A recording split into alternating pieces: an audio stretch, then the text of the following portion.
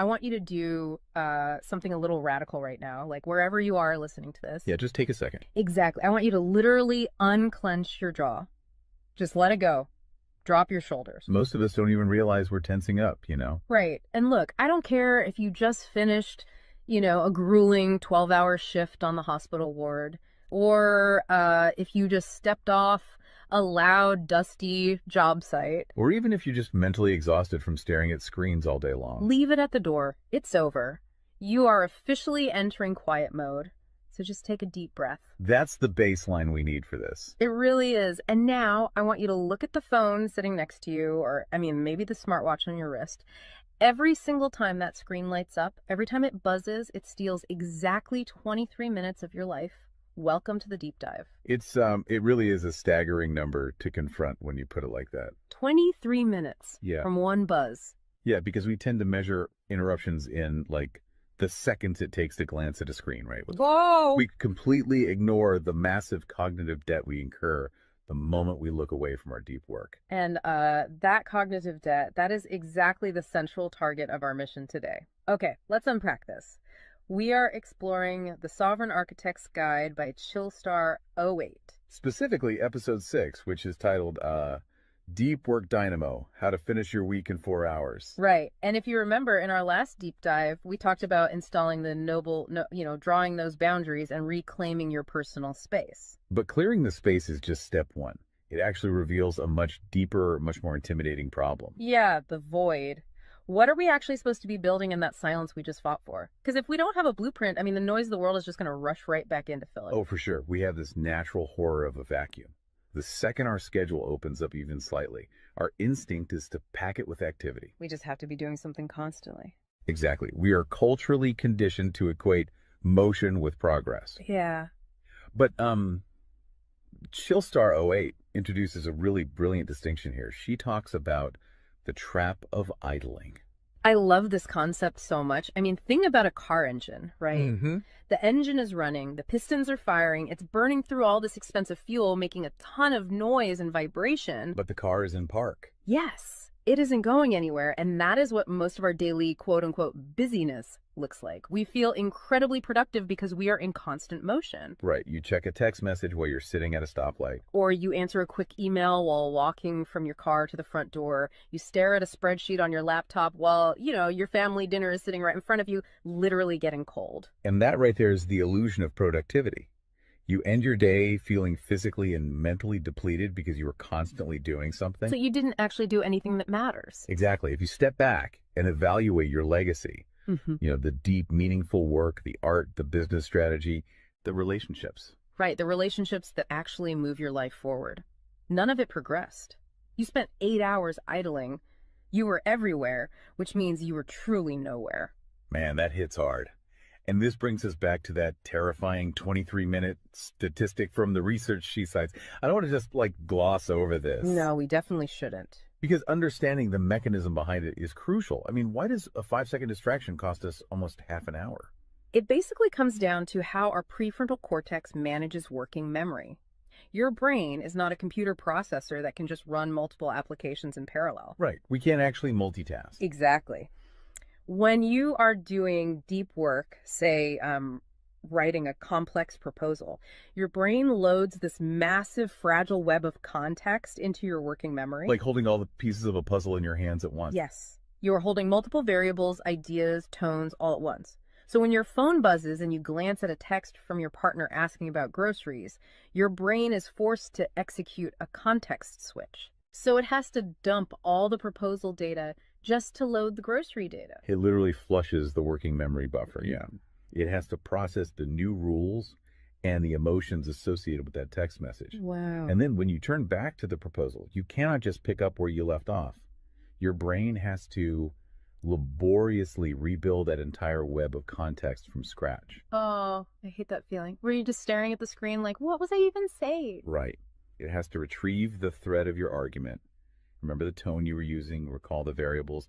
That rebuilding process takes an average of 23 minutes of cognitive effort. And it burns a ton of energy doing that, right? Massive amounts of glucose. That explains so much. I mean, that is why people hit 5 p.m. and feel physically exhausted, almost sick to their stomachs. Even if they've just been sitting in a really nice ergonomic chair all day. Exactly. They haven't been doing deep work. They've been doing cognitive gymnastics, just constantly flushing and reloading their working memory. They are burning fuel just to stay in park. So, okay, let me bring in what I like to call the transformer concept here. Because our focus is like an electrical grid. If you have, 50 browser tabs open, you are leaking energy as raw, unusable heat rather than concentrated light. That's a great way to look at it. So if we are all acting like our focus is this cheap renewable resource, how do we stop being what Chillstar '08 calls a subject to the pings of the world? I mean, how do we actually become the architect of our attention? Well, what's fascinating here is how she frames the philosophical shift we need. She says utility does not equal value. Oh, say that again. Utility does not equal value. Right. In the modern workforce, we have been completely conditioned to believe that being constantly available makes us valuable. Like if you answer a Slack message in 3 seconds, you're the hero. Exactly. You are praised as a good worker. Or if you jump on a Zoom call with like 5 minutes notice, you're a team player. But that is just utility. I mean, being highly available makes you a commodity. You're like a human router just passing information back and forth. And routers are easily replaced. True sovereignty, true value comes from being impactful. You simply cannot make a deep, lasting impact if your attention is constantly fractured by the agendas of other people. Yeah, when you operate like that human router, you are spending your finite, precious Mondays executing someone else's script. You're a subject to the pings of the world. Okay, so we know the biology of why this destroys our focus, and we understand the philosophical trap of, trying to be too available, but how do we actually fix the mechanics of our workday? We have to build the deep work dynamo. Right. So think of your attention like water pressure. If you poke 50 tiny holes in a garden hose, open browser tabs, email notifications, group chats. The water just trickles at the end. Exactly. You cannot wash a car with a trickle. You're just making the driveway wet. That's true. So the Dynamo Audit she lays out, it's about putting a high pressure nozzle on that hose. It narrows the opening to create a stream powerful enough to actually blast through the dirt. And the first step in that audit is auditing the physical environment itself. She calls it analyzing your signal to noise ratio. Okay, so visualize your workspace right now. She asks you to determine if it is a sanctuary or a transit hub. Let's be honest. Most of us are operating in transit hubs. A transit hub is a place of constant arrival and departure. People walking by, announcements over the loudspeaker, just a blur of motion. Yeah, and you can't build a legacy in a train station. But we need to push past the basic phones are distracting advice, right? Because our listeners already know that. Oh, absolutely. Chillstar '08's rule is much more brutal than that.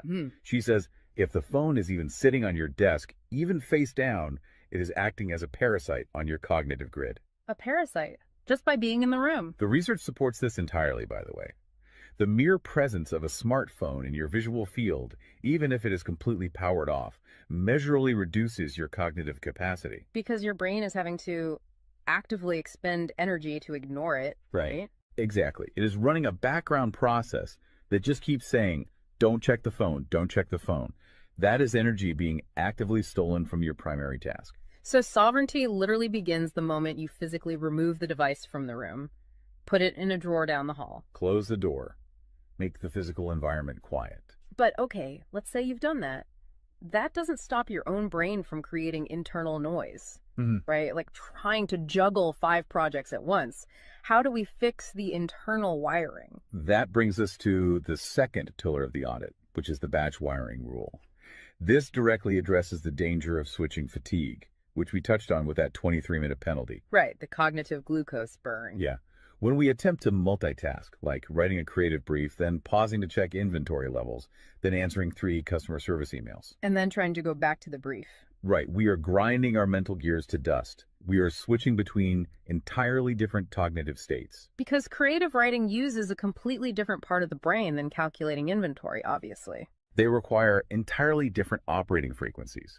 So the batch wiring rule dictates that you must group similar tasks together based on their cognitive load. Okay. And you do not switch the current until that specific type of work is completely done. You do all your deep analytical thinking in one high voltage And burst. then you save all your reactive administrative stuff for a separate lower voltage block later in the day. Precisely. It's all about staying in one gear. Like if you are driving up a really steep hill, you don't constantly shift between first gear and fifth gear. You lock into the gear that provides the right torque and you just ride it out. That's a perfect analogy. But okay, here's where it gets really interesting.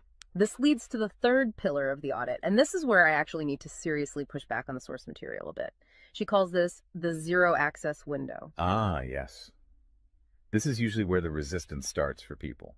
Because it sounds impossible for a normal person. She says you cannot just plan to be focused, right? You have to legally schedule it. You have to lock in one sovereign hour. Yeah, 1 hour where you are legally dead to the outside world. No boss, no family, no, hey, do you have a second for a quick question? Just you and the blueprint. It's extreme, yes. But let's do a reality check here. I mean, I see how that works for a solo digital entrepreneur or a freelance writer, but what about someone whose literal job description is to be available? Right, like an IT support specialist. Or a floor manager, or a nurse on a ward, or even, a parent at home with a toddler. How do they justify just vanishing? It feels like this advice only applies to a very specific, privileged type of worker. That is the most common and, frankly, the most valid hurdle to this entire system. But we really have to look at how the principle scales, and we have to look at the internal psychology of the worker. Okay, walk me through that. First, let's address the context of Chillstar '08's own life. She is not some solitary monk living on a mountain. She is a wife, a mother, and a grandmother. Oh, wow. Okay. Yeah, and she runs a luxury travel agency and a digital marketing business. Her entire professional and personal life is built around communication and client management. She probably receives hundreds of legitimate demands on her attention every single day. So she is really in the thick of it. She isn't just speaking from some ivory tower. Far from it. She implements the zero access window because of those demands, not in spite of them. Now, for the IT manager or the nurse, obviously, you cannot vanish while on active duty if your role is acute response. Right. You can't ignore a burning server or a patient monitor. Exactly. But the principle applies to the deep work surrounding the active duty, the scheduling, the charting, the strategic planning. Even in highly reactive jobs, there is legacy work that gets pushed to the margins. That makes sense. And the challenge isn't just logistical, it is deeply psychological. It's the internal guilt, isn't it? Yes, exactly. People feel like bad employees or bad parents or bad partners when they set a hard boundary. Yeah. We tie our entire self-worth to our responsiveness. We think, if I am not instantly available, I am failing them.